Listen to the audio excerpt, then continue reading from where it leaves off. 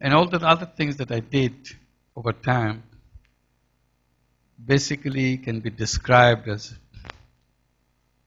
something which is done out of frustration. You know, frustration has also some value. When you're very frustrated, you do desperate things. In a normal situation, you don't do desperate things. You do normal things. And desperate thing leads you to break walls, throw away rules, because you're so desperate you don't care. And in my case, that happens as an individual. I did something, I didn't look at the norms, I didn't consult books, I didn't consult anybody. I did it because it made sense to me and I went ahead and did it. And in the process, the whole wave of things that I have done began.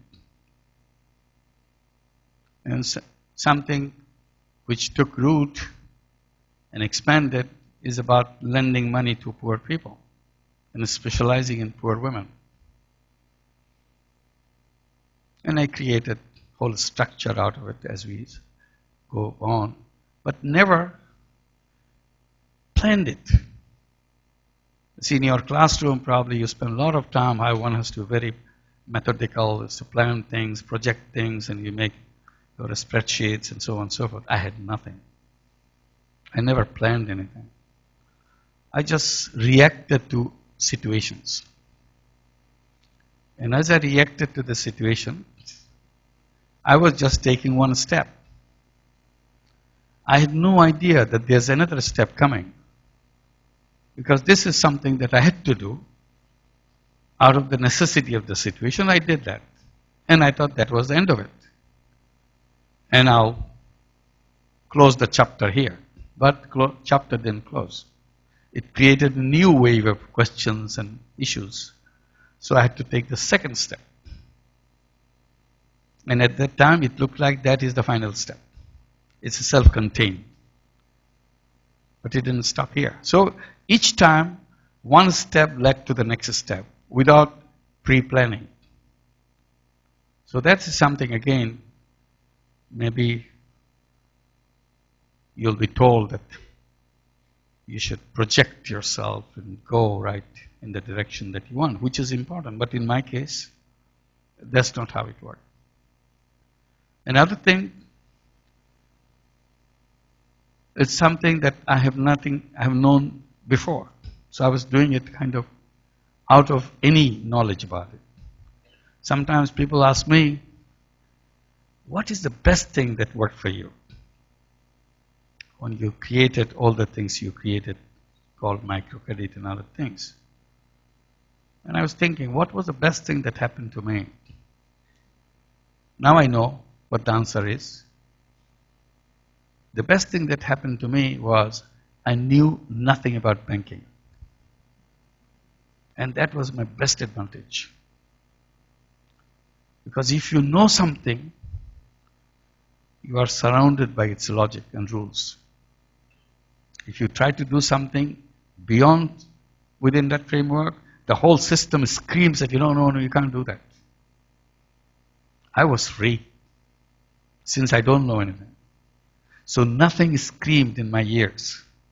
I just freely did what I felt like I should do. So it's more of a hunch, more of an immediate sense what I did. Not guided by something from the past, something, the rules, books, and so on. So the conclusion of that probably would be, not knowing something is not always a bad thing. Sometimes a blessing. And I experienced it again and again. And what is the worst thing that has slowed down my work? It didn't go far. And I had to struggle with it. always I feel that's the mindset of people. And the mindset has made a heavy wall in front of me. I try to explain to people, people laugh. Particularly since I'm in the credit business, I try to explain to bankers, they simply laugh. It's impossible. So I had to demonstrate, because I strongly feel it is not as terrible as they're saying. I can do it, so I did it. And I thought if I show it, that will be something will persuade them, because it is done. When I did it in one village, I told the bank manager, because he was so reluctant to lend money to the poor people, this cannot be done. So I said, given a chance, I'll do it. Let me show it. At least I'll try it. I don't know whether it will happen. I never did it in my life. I don't know anybody who has ever done it. So I want to do it. I want to try it. I said, don't try. It's useless. I said, I have an impulse in me that I have to do. So I do that. So they are totally convinced it cannot be done. Here I am coming with the idea, maybe it can be done.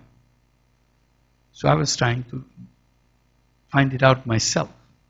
When it worked in one village, I was so happy that's working. So I go to the bank manager, excited. You see, it's working. He was totally unimpressed. He said, well, you're doing it in one village. Any professor can do any miracle in one village. That doesn't mean it can be done. Simply you did it very intensively in one village, so it happened. I said, then what do you want me to do? He said, if you do it in 2 villages, maybe it will make sense. So enthusiastically I go back to do it in 2nd village with my students and so on. Everybody's happy. And it worked beautifully again. I said, look, it works the same way in the 2nd village. He said, well, 1 village and 2 villages is about the same thing. I said, you told us to do that. I said, then what should we do? So at least do it in 5 villages. We know that it's something tested out over a large area. So here we go back again, do it in 5 villages and perfect. But bank manager remains totally stuck with his position. Maybe you should do in much larger area to do that, so that there are varieties of issues. In the beginning, it's a beginner's luck, but that luck will wear away, and etc., etc. Then I realized that no matter what I do, he will remain stuck with his position, because his mind is made. He knows that this is the way to do banking. Any other banking is irrelevant, it's not feasible. So he sees through the eyes guided by his mind. So all this demonstration doesn't mean anything. And I told my student, look, if I do the whole world, and if it works beautifully with the whole world, he will not change his mind, because his mind is blocked. So this is what mindset does to us. We can't see in a normal way. Our mindset guides our eyesight, our feelings, everything. And that's why university is so important place. This is where the mindsets are made, is built. In the process of the university education, as the system is such, we follow what our teachers tell us. And by the time we get out of the university, we become a mini professor that taught me. I react the same way my teacher reacted in everything that I did. And rest of my life I kind of repeat as a mini of my teacher. So I have lost something. I lost myself in the process. And that's not what the education should be. Education is to build me as a person, to see my way, not somebody else's way. So this is a struggle in education. How much you be yourself, retain your own individuality, uniqueness of the person that you are, and how much you are sucked in to the process through which you go out. You come with your own eyes, very natural eyes as you see, with curious eyes, with question marks on your eyes. By the time you finish school, you come out in the world with eyes built in the compass. You see the way your compass, your teacher, your classroom want you to see. So it's to retain your own eyes, own sense is something very important. And this is important today much more than it was ever before. Why? What is the difference? Because today's young generation, as you are, is a completely different young generation than any other young generation in the history of mankind. What is so special about you? Are you smarter? Are you more talented in some way? No, you're just like anybody else. In any generation, even a prehistoric day, we're the same. But the difference is, you have in command of enormous technology, which no other young generation ever in history had. This is a sudden change in history. No other generation had Facebooks, no other generation had computers, no other generation had Twitters and all the things that we do, mobile phones and everything that we do. And the world is full of technology and everybody has access to it. That created a completely different kind of young generation today. It's not a continuous change from one generation to the next generation. It's a sudden change. Just took place, you can say almost like 90s and 2000, and that's it. And this is where it's beginning. And it's changing so fast. We can't keep track. We are from another primitive planet we came. But you who are born with this technology, it's still difficult for you to keep track of what's happening. It's so fast changing. That gives you enormous power because you can communicate. You can access information. I see many professors in many important universities kind of privately admit that I don't know what I should teach to my class because they already know it. But before I go to the class, the topic that I want to teach, they already checked it out in Wikipedia, in whatever sources they have. And sometimes they know more updated information than I have because I didn't check it out. They did. So I feel a little bit awkward. Many teachers feel that they don't have to teach anymore because they already know. They become a guide rather than teach because the sources of information is very clear to them. So this is the transformation and the speed that young people have today. It's enormous speed, which other generation never had because that speed is needed for your own fun, your own survival, your own feeling of accomplishment is something grown itself. So this is the distance that you have one generation to next generation. So if we now pass on our old eyes into the next generation, that would be a disastrous thing. And I would say that we should distance ourselves so that you can develop your own eyes, your own senses, own way of looking at things, so that you can find your own solutions. And you have so much power as a new generation. As I said, you're the most powerful generation. So much power. Sometimes, maybe you are not even aware of those power because you feel like, just like any other generation we are growing up. That's not true. You look like everybody else, but basically inside of you is a genie. So that genie is capable of doing lots of different things. Unless you discover your power, you know that you have to use this power.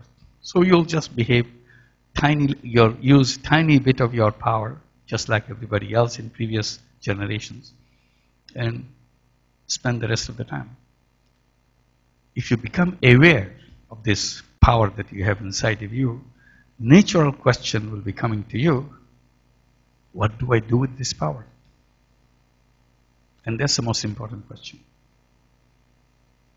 And I'm saying that you have the power. I don't know whether you believe it or not. But if you feel that you have that power, ask that question. What am I going to do with this power? Because if you're not using this power, what a tremendous waste. You only use tiny fraction of your capacity and did whatever you do, get a good grade, get a good job in a good company, and that's it. And it's almost like all those Superman story. The Superman is just a guy in the office, just like anybody else. But suddenly he becomes a Superman, and he shows all his talents. So you can remain the common guy in the office. Actually, you are a Superman. But you never opened it up and jumped into the sky and say, I'll solve all the problems.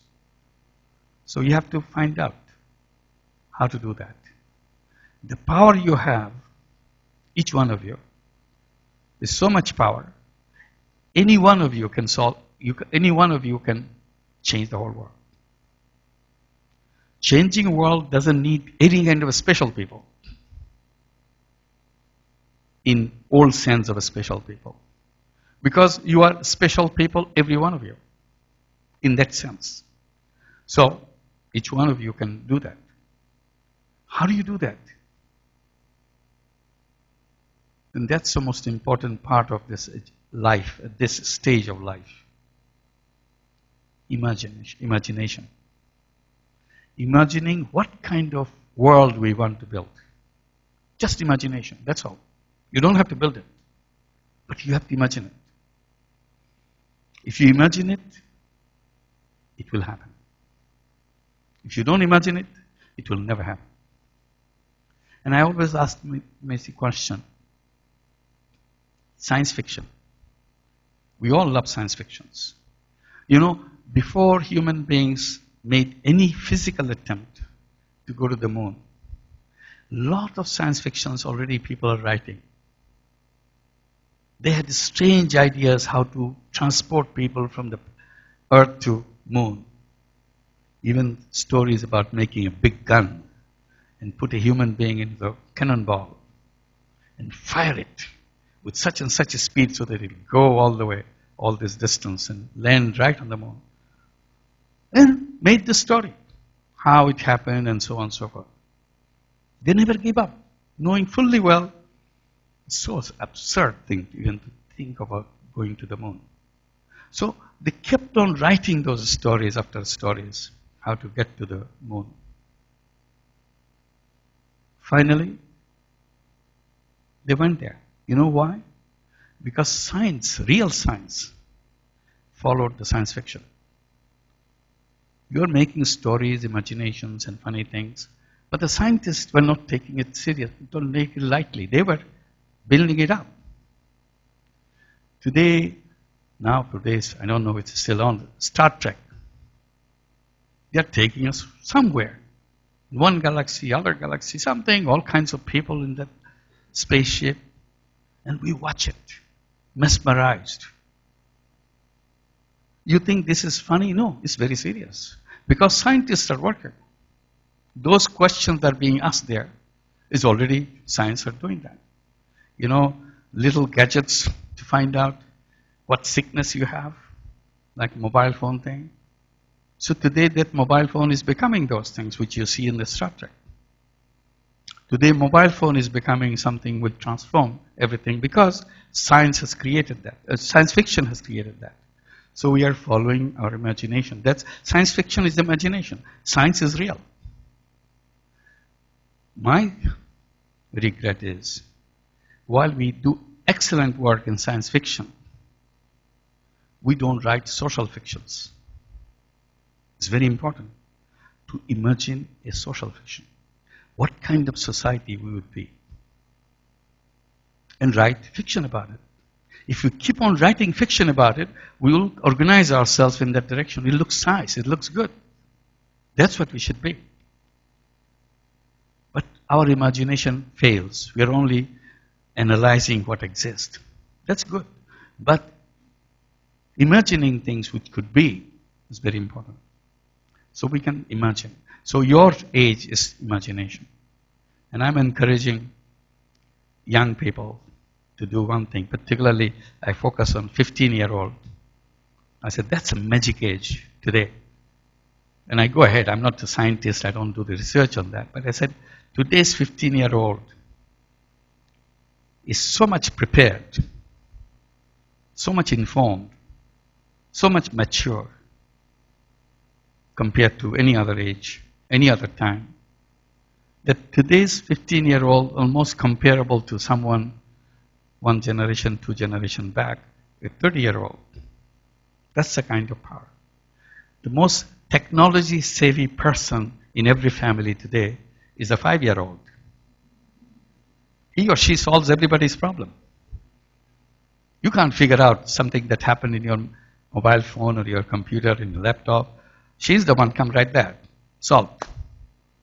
Where she got the information, where he found this information, we don't know. Never consulted with any kind of guidebook or anything, nothing. Operational manual, nothing. It's something built into the person, finds it out. You have given the games to a 5-year-old, 3-year-old, you don't need any instruction. He or she picks it up right away and knows what is the target of the game, objective of the game. Nobody tells him. So it's such an instantaneous thing. And gets hooked into it. You can't take it away from him. So that's the kind of thing that we can do with the technology taking us in that direction. The one that I try to encourage the 15-year-old, I said, when you're observing the 15th birthday, do one thing. Make preparation for 15th birthday. And the preparation during the year would be to make a list of items. What kind of world that you want to create or you want to see in your lifetime? Number one, the world should be like this, that world like this, number two, number three, number four, and this, anything. This is the wish list. So in the birthday celebration that you'll have in your family, with your friends, you announce it. This is the kind of world that I would like to see in my lifetime. And then give it to us. We'll have an address. We'll put it in a time capsule so that you can recover those wishes anytime in your lifetime you want to watch or see, so that you go and visit our website and we'll give it to you. You see, this is what I did think when I was 15. By this time you're 30, you're 35, 50 or whatever. It's good to revisit what you imagined your life would be. Because by writing it and revisiting it, you are actually creating that world.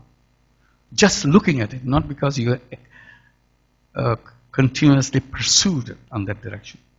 But if you have the same kind of thing with your friend, lots of overlap, he or she thinks the same way that I did or you did, you are creating a consensus in the process. And that's very important. So that imagination at any age is very important to build the world that it is. And we can really build that world if we want to. So we have to want and we have to imagine. These are the two things that we need to do. And that's what should be the time that we have to spend here. And we can create a world that we want. Like we want a world where nobody will be a poor person. I don't think anybody will debate on that. If you agree that let's create a world where nobody will be a poor person. We can create a world where nobody will be unemployed. There's no reason why anybody should be unemployed. There's nothing wrong with people. Why should anybody be unemployed? So it's a fault of the system which makes a person unemployed. It's not the fault of the person that makes a person unemployed. There's a big difference. So if it is the fault of the system which makes person unemployed, then trash the system. Why should the system trash a person? Today that's what is being done. And not only one person is unemployed, there are 10% unemployed. Not only 100,000 people unemployed. Not only millions of people unemployed, it's billions of people unemployed. See how stupid the system is? We can figure it out. And we have come to a stage when our mind works so beautifully. We can design a system completely, right from the fresh. If we can design a system to take us from here and put us in Mars, and then have a tour of Mars and come back, without ever going there, we can create a whole system. Foolproof. We don't want to take the slightest chance that this mission will be a failure. We don't admit any failure. We can design such a system. We're doing that every day. You mean to say we cannot design a system where every one of us will be using our own talent and creative power to make a world a more livable place? I don't believe that. We can do that. Simply we don't try it. We follow what is coming from the past. We don't create something which is needed for the future, right from the scratch. So we are stuck with the old ideas, old thoughts. Old thoughts will lead to the old results. And this is my last words. We are going through a crisis, financial crisis, huge financial crisis. Euro crisis, huge one. Unemployment. Europe is in the grip of unemployment. It's crazy. This is supposed to be the peak of capitalism, where capitalism solves all the problems. They are stuck. They don't know what capitalism is doing to them. And we are imitating them. Oh, they have done things, so we have to do it the same way. We are not questioning it. Now, they themselves are questioning what kind of system is this. Then we have to find a way.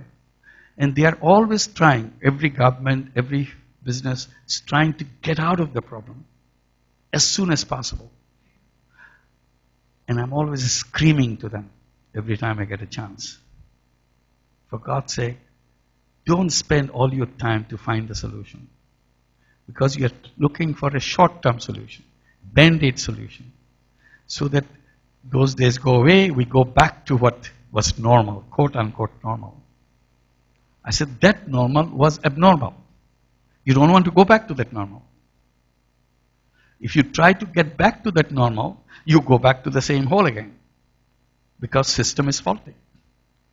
So find a long-term solution. You don't go back to the same track which got you into this trouble. You are trying to get back to the track. I said getting back to the track is not a solution. It's a now repetition of the disaster. You are getting ready for the next disaster. So find a new track. So that you put into new track, you go in a completely new direction. But nobody is trying to do that. We are always busy talking about this and do this and everything will be solved. Yes, solved. For how long? Because inner capacity of the system is missing. So we redesign the system. That's the challenge. Redesign the system. That's why we are offering something in our own way. But there are many things can happen if you start redesigning issue. We are talking about redesigning the financial system. Make the financial system an inclusive system so that nobody is excluded from that system. Today, almost 2/3 of the world population is excluded from that system. This is a financial system. What kind of financial system is this? We just cater to the people who already have everything. It doesn't care about the people who are not linked with them. So that's a wrong system. Redesign it. Redesign the conceptual framework so that we are not all money-centric people. In the world, we are always make money, make money, make money. That's a wrong system. We are a human being. We do lots of different things. So use our talent to do all kinds of things. That's why we are proposing the idea of social business, non-dividend company to solve problems. And if we use our talent and capacity, we can solve all the problems. No problem in the world is beyond the human capacity of solution. But we don't use that human capacity to solve problems. What we do, we use all the capacity in the world, all the technology in the world. We use them for making money. It's not used for any other purpose.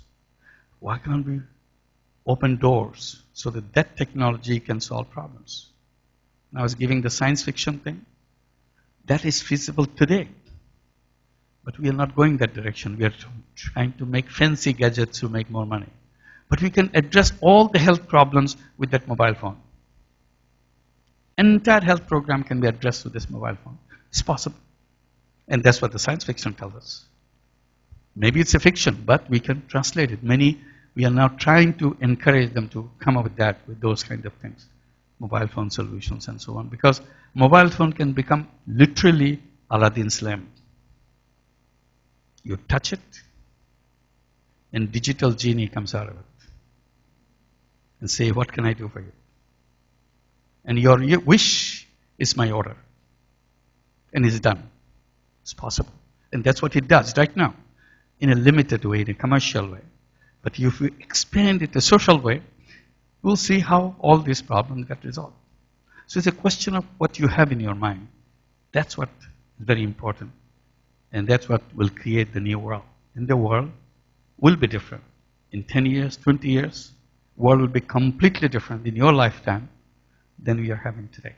Because if you go back 20 years back, try to look at what will happen 20 years from now, you will not see what we are today. Everything will look impossible. But today is very possible.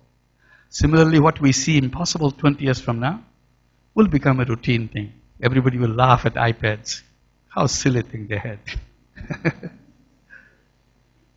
You'll be obsolete. And all kinds of everything that we have. They said, they didn't have this? Crazy. How did they live in that world? Today we ask that same question. How did you live when you didn't have internet? When you didn't have Skype? When you didn't have Facebook? What kind of world was it without Facebook?